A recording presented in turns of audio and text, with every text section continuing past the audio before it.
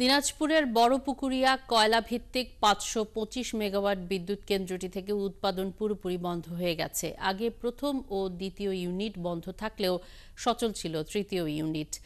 তাপবিদ্যুৎ কেন্দ্রের প্রধান প্রকৌশলী মোহাম্মদ আবু বকর সিদ্দিক জানিয়েছেন, সোমবার সন্ধ্যা ৬:৩০টায় যান্ত্রিক ত্রুটির কারণে তৃতীয় ইউনিটের উৎপাদনও বন্ধ হয়ে গেলে পুরোপুরি বন্ধ হয়ে যায় উৎপাদন।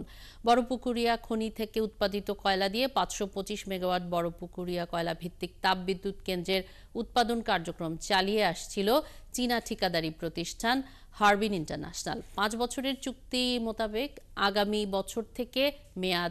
আগামী বছর তাদের মেয়াদ শেষ হবে।